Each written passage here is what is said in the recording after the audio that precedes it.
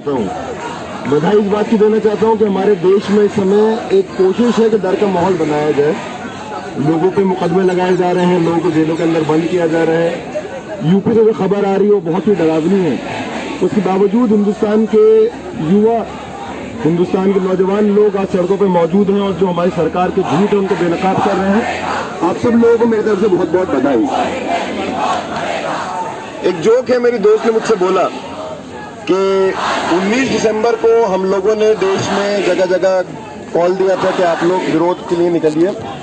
19 दिसंबर वही दिन है जब अशफाकुल्लाह खान और रामप्रसाद बिस्मिल उन दोनों को अंग्रेजी हुकूमत ने फांसी दी थी, और हर साल उस दिन को याद किया जाता है साझा शहादत और साझा विरासत के लिए। इस साल जब जो कुछ उस दिन हुआ, उन्होंने हमको सुबह सुबह जेल में बंद कर दिया।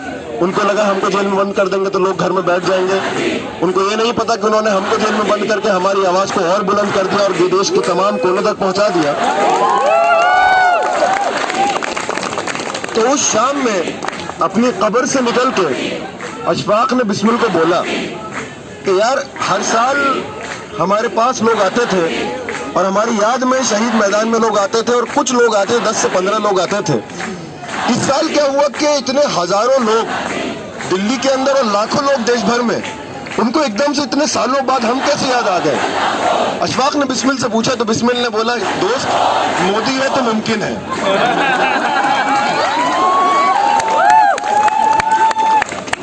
नरेंद्र मोदी साहब का इस चीज के लिए तो मैं शुक्रिया अदा करना चाहूंगा कि हमारे देश में, हमारे बीच में जो अंतर विरोध थे और हमारे बीच के जो डिफरेंसेस थे, आज उन्होंने वो सब खत्म कर दिए हैं। और हम तमाम लोग अगर आज यहाँ मौजूद हैं तो मुसलमानों को बचाने के लिए सिर्फ नहीं, या आसाम को बचाने के लिए सिर्फ नहीं, हम इस देश के जिन मूल्यों पर बना था, जिन वैल्यूज पर बना था, अशफाकुल्लाह खान और रामप्रसाद बिस्मिल की उस शहादत को, भगत सिंह, सुखदेव, राजगुरु की उस शहादत को, महात्मा गांधी की शहादत को और बाबा साहब भीमराव अम्बेडकर के संघर्ष को, इन चीजों को बचाने के लिए आए। हम किस चीज पे गर्व करते हैं अपने देश के बारे में? 20वीं सदी में 1950 के अराउंड बहुत सारे देश साम्राज्य हुकूमत से आजाद हुए। लैटिन अमेरिका के बहुत सारे देश थे, अफ्रीका के बहुत सारे देश थे, साउथ एशिया के बहुत सारे देश थे, वो सारे लोग आजाद हुए। लेकिन हिंदुस्तान उन चंद देशों में आता था जो आजाद होने के बाद ही उसने एक संविधान को अपनाया और एक लोकतंत्र को अपनाया।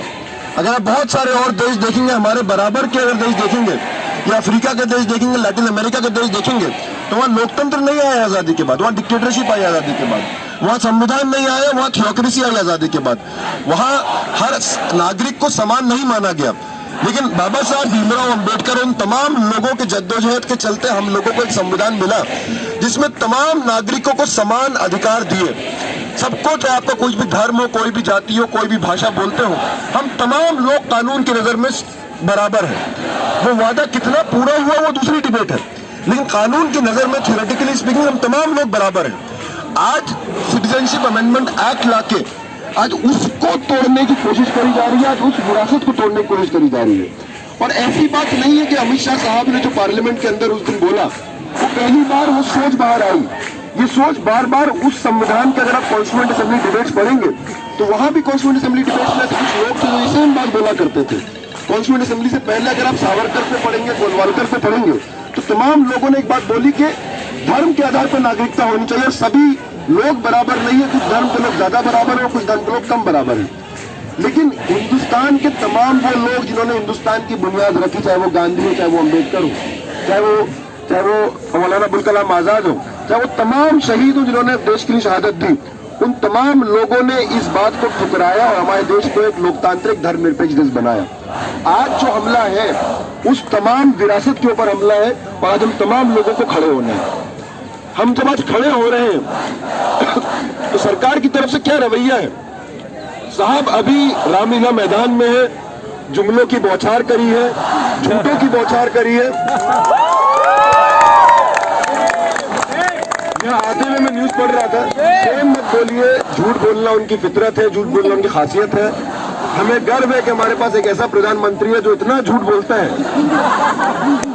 कोई बोलता था कि पाकिस्तान के पास सबसे तेज फेंकने वाला है शोएब अख्तर, हमने बोला नहीं, हमारे पास उससे तेज फेंकने वाला है। तो हमारे देश का गर्व है, हमारे देश में सबसे तेज फेंकने वाला गेंदबाज है।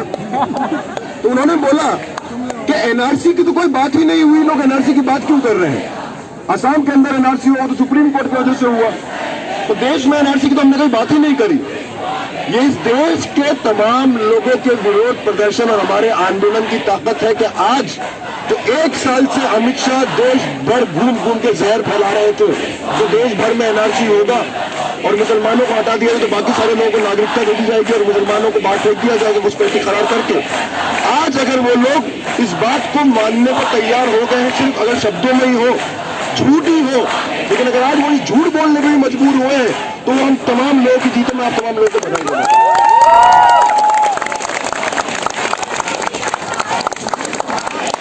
आज जब हम लोग ये बात बोल रहे हैं, अगर नरेंद्र मोदी साहब और बीजेपी के लोग ये बोल रहे हैं कि एनआरसी नहीं होने वाली है देश भर में, तो मैं उनको बोलता हूं कि होम मिनिस्टर साहब का खुलेआम खंडन कीजिए उनके उन तमाम स्टेटमेंट्स का, और सिर्फ अमित शाह नहीं बहुत सारे और मंत्रियों का, जहां उन्होंने बार बार बोला है कि देश भर में एनआरसी कराई जाएगी। आप खंडन कीजिए उस बात को, आप बोलिए हम वापस लेते हैं, अदरवाइज आपका अल्फाज खोखले हैं। एक चीज और हुई, बोला कांग्रेस पार्टी सबको भड़का रही है। राहुल गांधी साहब अभी तक देश नहीं लौटे हुए, शायद आज लौटे हैं। अगर उनको खबर मिलेगी कि कांग्रेस पार्टी भड़का रही है और कांग्रेस पार्टी देश भर में जितने लोग प्रोटेस्ट हो रहे हैं वो कांग्रेस पार्टी करा रही है, तो मुझे लगता है कांग्रेस शायद खुश हो जाए कि हमको लगा हमसे 52 सीट वाली पार्टी 4.5-5 साल में जो देश में अर्थव्यवस्था खराब हो गई, हम उस अर्थव्यवस्था के खिलाफ कुछ नहीं कर पाए और देश में थे तमाम लोग आ गए और प्रधानमंत्री हमको क्रेडिट दे रहे हैं, तो मुझे डर लग रहा है कि वो क्रेडिट ले ना ले। फिर उन्होंने बोला अर्बन नक्सली फैला रहे हैं, तो कितने अर्बन नक्सली हैं भाई देश में? ये बोला गया कि नक्सलवाद को नोटबंदी के बाद खत्म कर दिया गया। अगर जंगल में कोई नक्सलवादी होगा तो उसको खुशी हो जाएगी कि इतने नक्सली, हमको भी नहीं पता। तो वो अब क्या करेंगे? वो हमको टारगेट करेंगे, वो कुछ लोगों को जेल में डालेंगे। चंद्रशेखर आजाद को जेल में ऑलरेडी डाल दिया है, यूपी के अंदर लोगों को जेल में डाल दिया है, लोगों को रोज डिटेन कर रहे हैं, दरियागंज थाने से उठा के लोगों को जेल में डाल दिया है। लेकिन नरेंद्र मोदी साहब आप डालिए जेल में, आपकी जेलें कम बढ़ जाएंगी, लेकिन इस देश के अवाम जो है तरक्की पसंद अवाम कम नहीं है। आप लाइए अपनी लाठियां, आप लाइए अपनी गोलियां, आप डालिए हमको जेल में, ये आवाज उठती रहेगी। कितनों को आप जेल में भरेंगे? लेकिन जो कुछ यूपी से कल सुनने में आ रहा है, आज यूपी के अंदर इंटरनेट बंद कर दिया गया है, देश के बहुत सारे राज्यों में इंटरनेट बंद कर दिया गया है। ये एक ऐसी सरकार है जो एक तरफ बोलती है हम डिजिटल इंडिया लेकर आ रहे हैं और दूसरी तरफ दुनिया भर में जितने लोकतंत्र हैं, अगर कोई लोकतंत्र है जिसने सबसे ज्यादा पिछले 5 सालों में इंटरनेट को बंद किया तो वो हिंदुस्तान है। तो आपका डिजिटल इंडिया का झूठ यही से साबित होता है कि जब आपको आवाजें अच्छी नहीं लगती तो आप उन आवाजों को दबाने के लिए इंटरनेट ही बंद कर देते हैं। जो कुछ दोस्तों के फोन आए और दोस्तों की तरफ से संदेश आए वो इतने डरावने हैं उत्तर प्रदेश के अंदर, वहां के मुख्यमंत्री ने खुली छूट दे दी है। कल मेरे पास एक मैसेज आया जो बिजनौर के एसपी का ऑडियो संदेश था पुलिस वालों को, वो व्हाट्सएप पे घूम रहा था, मेरे तक भी पहुंच गया और बोला आप बेफिक्र रहिए, तोड़िए लोगों को, हड्डियां टूटनी चाहिए, अगर कैमरा हो तो कैमरे से मत डरिए, मुख्यमंत्री ऑफिस से संदेश आ गया, आपको सुरक्षित कर लिया जाएगा, आपको बचा लिया जाएगा। और अगर कैमरा है तो और पीटिए कि उनको देख के और लोग ना आए, उनको सुन के और लोग ना आए। आप पीटिए हमको, आप मारिए हमको, लेकिन हम सड़कों पे आते रहेंगे जब तक सीएए वापस नहीं होता, ये हमारा आपसे वादा है।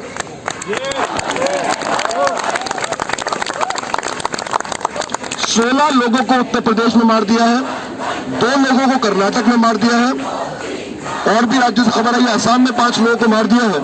और ऐसा क्यों है कि हिंसा उन्हीं जगह हो रही है जहां बीजेपी का शासन है? और किसी स्टेट में, महाराष्ट्र के अंदर, बॉम्बे के अंदर 2 लाख लोग निकल कर आए, वहां कोई हिंसा नहीं हुई, कोई पथराव नहीं हुआ। और पथराव कौन कर रहा है? बंगाल के अंदर से खबर आई, आप लोग उस पर ध्यान दीजिएगा। 4 बीजेपी के कार्यकर्ता पकड़े गए, गिरफ्तार हुए बंगाल पुलिस द्वारा, जो टोपी लगा के ट्रेन पे पत्थर फेंक रहे थे। वो यही काम कर रहे हैं, हमारे प्रोटेस्ट को इन्फिल्ट्रेट कर रहे हैं, वहां हिंसा भड़का रहे हैं और उस हिंसा का बहाना लेके पुलिस हम पे क्रैकडाउन कर रही है। मैं आप तमाम लोगों से अपील कर रहा हूं, ऐसे लोगों से चौकन्ना रहिए और लोगों को बताइए वो हो सकता है हमारे बीच में मौजूद हो, हो सकता है वो हिंसा भड़काए, उन लोगों को आइसोलेट कीजिए। हम संविधान की लड़ाई लड़ रहे हैं और हम संविधान के दायरे को कभी पार नहीं करेंगे। नरेंद्र मोदी साहब बोल रहे हैं अगर जलाना है तो मुझको जला दो, मेरे एफईजी को जला दो। अरे भाई, लास्ट टाइम आपने नोटबंदी के बाद बोला था कि 50 दिन दे रहा हूं, अगर काला धन नहीं आया तो मुझको जला देना, चौराहे पे खड़ा करके। वो 50 दिन अभी नरेंद्र मोदी के खत्म नहीं हुए, लेकिन उन्होंने वही रोना फिर से शुरू कर दिया है। बोलो मेरा एफईजी जला लो, प्रॉपर्टी क्यों जला रहे हो, बस क्यों जला रहे हो, कौन जला रहा है? इसकी तफ्तीश होनी चाहिए, कौन जला रहा है। एक तरफ आप लोगों को मार रहे हैं और उन्हीं लोगों को आप ब्लेम कर रहे हो। उसके बाद मतलब हम आ भी करते हैं तो हो जाते हैं बदनाम, वो कत्ल भी करते हैं लेकिन चर्चा नहीं होती। आज हमको हम तमाम लोगों की जिम्मेदारी है। अगर उत्तर प्रदेश के लोग सड़कों पर निकलकर आए हैं, उन्होंने इस आंदोलन को मजबूत किया है, और अगर उन पर जुल्म हो रहा है, उनको जेलों के अंदर बंद किया जा रहा है, जो खबरें आ रही है 100 लोगों को जेलों के अंदर बंद किया है।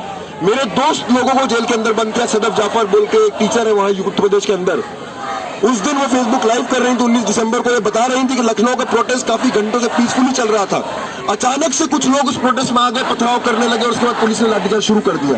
ये कौन लोग थे? वो इस चीज को, पूरी चीज को फेसबुक लाइव उन्होंने पूरा डॉक्यूमेंट किया। और अगर आप उनका फेसबुक लाइव देखिए, फेसबुक लाइव ही वो कर रहे हैं कि पुलिस उनको उठाकर ले गई। एक महिला को, single mother of 2 children, she was beaten up by male police officers, she was kicked in her stomach, she was bleeding, she was taken to the jail and now she has been charged under various provisions. Shame! People like that. Shame! IG of UP police, who's about 75-year-old, SR Darapuri, he is in jail. Advocate Mohammed Shoaib, who is a heart patient and a senior human rights activist and an advocate. He's a heart patient, he's 76-year-old, he has cancer, he is in jail. We have to stand up for them. We have to show Yogi Adityanath कि आपका गुंडा राज नहीं चलेगा यहाँ। हम तमाम लोगों को अगर कुछ दिन दिल्ली से उठ के यूपी जाना पड़े और वहां जाके पीस मार्च निकालना पड़े और अमन और शांति का संदेश देना पड़े, तो ये जिम्मेदारी हमको अपने कंधों पर लेनी पड़ेगी। हमको अपने कंधों पर लेनी पड़ेगी इस जिम्मेदारी को कि आप जो चाहे वो नहीं कर सकते। एक डिमांड हम करना चाहते हैं सरकार से, आप इंटरनेट को हटाइए, इंटरनेट का शटडाउन, आवाजें आने दीजिए। जब कश्मीर में इंटरनेट शटडाउन हुआ तो हम लोगों ने आवाज नहीं उठाई। आज जो कश्मीर में 4 महीने पहले हो रहा था, इतने सालों से हो रहा था, हल्के हल्के करके बाकी राज्यों में भी आ रहा है। अगर हम जुल्म के खिलाफ आवाज नहीं उठाएंगे तो आने वाले दिनों में ये जुल्म और बढ़ेगा। ये लड़ाई मुसलमानों की लड़ाई नहीं है, लेकिन मुसलमानों को आइसोलेट करने की कोशिश करी जा रही है। आखिरी बात बोल के और आपको एक बस पैटर्न दिखा के, एक अपील करके मैं अपनी बात खत्म करना चाहूंगा। जब सीएबी पारित हुआ तो सबसे बड़ा पहले विरोध प्रदर्शन असम में शुरू हुए। असम के अंदर कर्फ्यू लगा दिया गया, वहां पैरामिलिट्री भेज दी गई, वहां गोलियां चलाई गई, 5 लोगों की मौत हुई। लेकिन वो जो सरकार चाहती है कि एक हिंदू मुस्लिम बाइनरी में आए, वो हिंदू मुस्लिम बाइनरी में नहीं आ रहा था। तो भाई सरकार ने क्या किया? बिल्कुल ऊपर से संदेश आया। झारखंड के अंदर एक रैली में नरेंद्र मोदी साहब ने बोला कि जो लोग दंगा कर रहे हैं उनको उनके कपड़ों से पहचाना जा सकता है। नरेंद्र मोदी साहब, यहाँ बहुत सारे लोग हैं, जरा आइए हमको पहचानिए हमारे कपड़ों से। उन्होंने ये संदेश, इशारा झारखंड से किया और शाम तक और रात तक पुलिस ने आतंक जामिया मिल्लिया इस्लामिया और एएमयू में मचा दिया था। उनकी कोशिश थी कि असम को खबरों से हटाया जाए और कुछ मुसलमान इलाकों को, कुछ मुसलमान यूनिवर्सिटियों को लेकर आया जाए। लेकिन अगले ही दिन क्या हुआ कि जामिया मिल्लिया इस्लामिया और एएमयू के लोग के साथ 22 यूनिवर्सिटी खड़ी हो गई। अब उन बाकी 22 यूनिवर्सिटी को आप कपड़ों से कैसे पहचानेंगे? तो उसके बाद उन्होंने अगले स्टेप लिया। उन्होंने सोचा यूनिवर्सिटी पे हमला करके, ऑलरेडी 5 साल में यूनिवर्सिटी पे हमला करके तमाम यूनिवर्सिटी में एक सॉलिडारिटी बना दिया है, फिर भी हिंदू मुस्लिम नहीं बन पाता। उसके बाद उन्होंने उन इलाकों को टारगेट करना शुरू किया है जहां मुसलमान वर्किंग क्लास रहता है, जहां मुसलमान मेहनतकश लोग रहते हैं, मजदूर रहते हैं, दिहाड़ी के मजदूर रहते हैं। जमुना पार, सीलमपुर, जाफराबाद, उन तमाम इलाकों को टारगेट करना शुरू किया। फिर ओल्ड दिल्ली को टारगेट करना शुरू किया। उनकी कोशिश रहेगी ये 3-4 मोहल्ले हैं, इनको आइसोलेट कर दिया जाए।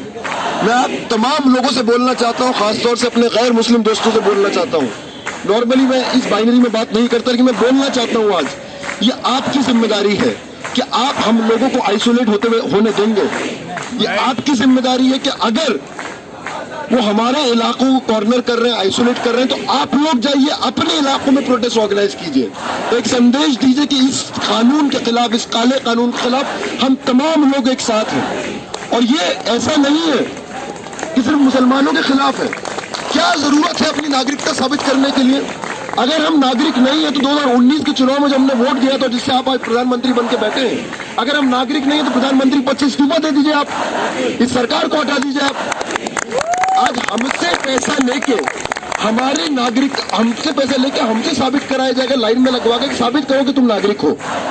असम के अंदर एक इतिहास है, एक बॉर्डर स्टेट है, माइग्रेशन का इतिहास है, लेकिन बाकी राज्यों में तो कोई इतिहास नहीं है माइग्रेशन का। क्या ऐसा है कि बिहार के अंदर या यूपी के अंदर या हरियाणा के अंदर पाकिस्तान के लोग या अफगानिस्तान के लोग ज्यादा हो गए और यूपी वाले कम हो गए हैं, या बांग्लादेश के लोग ज्यादा हो गए और हरियाणा वाले कम हो गए हैं? एक मन गढ़ंत कहानी बनाई जा रही है।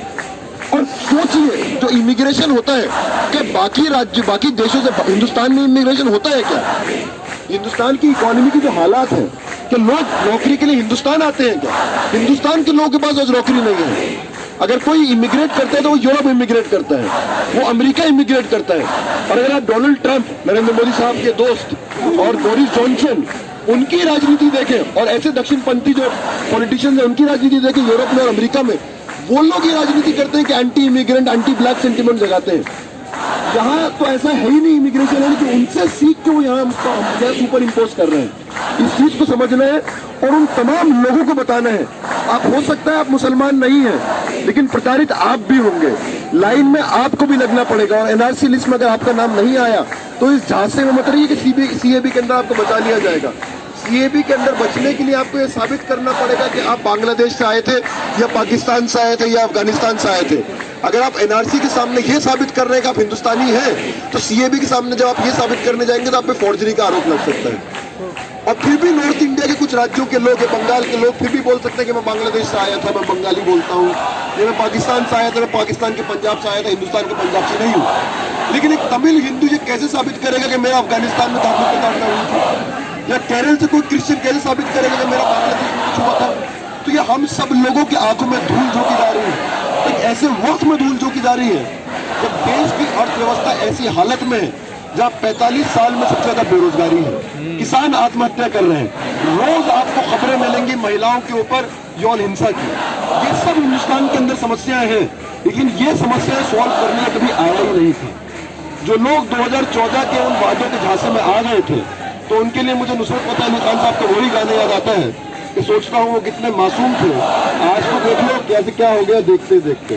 ये इंसान विकास के लिए नहीं आया था, ये विनाश के लिए आया था। ये विकास पुरुष है ही नहीं, कभी था ही नहीं। Gujarat model of development fake था, ये देश का विनाश करने आया था। इसने देश के अर्थव्यवस्था का विनाश कर दिया, देश के अर्थव्यवस्था के टुकड़े टुकड़े कर दिया। अब देश के धर्म के जाति के नाम पे उसकी संस्कृति के टुकड़े टुकड़े कर रहे हैं और हमको टुकड़े टुकड़े गैंग बोलता है। अगर टुकड़े टुकड़े गैंग इस देश में कोई है तो वो नरेंद्र मोदी और अमित शाह है। अगर टुकड़े टुकड़े गैंग का इंस्ट्रूमेंट कुछ है तो वो सिटीजनशिप अमेंडमेंट एक्ट और एनआरसी है। देश को टुकड़ों में मत बंटने दीजिए। अशफाकुल्ला खान, राम प्रसाद बिस्मिल, भगत सिंह, सुखदेव, राजगुरु, इन तमाम लोगों की विरासत को बचाने के लिए आप लोगों का बहुत बहुत शुक्रिया, आप लोगों को बहुत बहुत बधाई। और लोगों को लेकर आइए, अपने इलाके, अपने मोहल्ले में प्रोग्राम कीजिए। बहुत बहुत शुक्रिया। इंकलाब जिंदाबाद।